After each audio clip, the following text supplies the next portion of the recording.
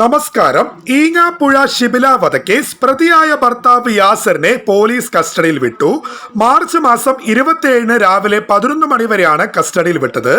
യാസറിനെ ജയിലിൽ നിന്ന് പോലീസ് കസ്റ്റഡിയിലേക്ക് വാങ്ങും.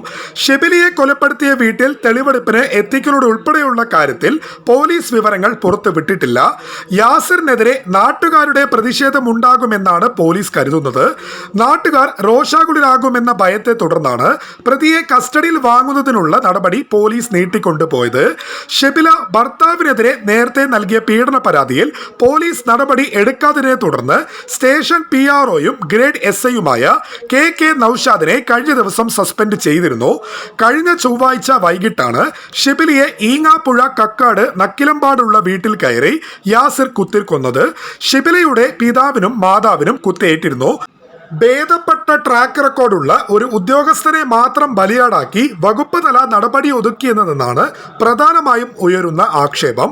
സംഭവത്തിൽ ചർച്ചയ്ക്ക് മധ്യസ്ഥത വഹിച്ച PROയെ മാത്രം കരുവാക്കി മുഖം രക്ഷിക്കാനാണ് പോലീസിന്റെ ശ്രമമെന്നാണ് ഷിബിലിയുടെ ബന്ധുക്കളും പറയുന്നത്. പരാതി നൽകി 17 ദിവസം കഴിഞ്ഞിട്ടും സാധാരണ ഒത്തുതീർപ്പ് ചർച്ചയ്ക്കപ്പുറത്തേക്ക് പോലീസ് നടപടി ഉണ്ടാകില്ലെന്നിരിക്കെ സ്റ്റേഷനിലെ ഉത്തരവാദിത്തപ്പെട്ട ഉദ്യോഗസ്ഥർക്കെതിരെയും നടപടി ഉണ്ടാവണമെന്ന് ഷിബിലിയുടെ ബന്ധു PM അബ്ദുൾ മജീദ് ആവശ്യപ്പെട്ടു. ഒട്ടേറെ തവണ ഉദ്യോഗസ്ഥരെ ഫോണിൽ ബന്ധപ്പെട്ട് വിഷയത്തിന്റെ ഗൗരവം ബോധ്യപ്പെടുത്തിയിട്ടും തുടർ നടപടി ഉണ്ടായില്ലെന്നും അദ്ദേഹം കൂട്ടിച്ചേർത്തു.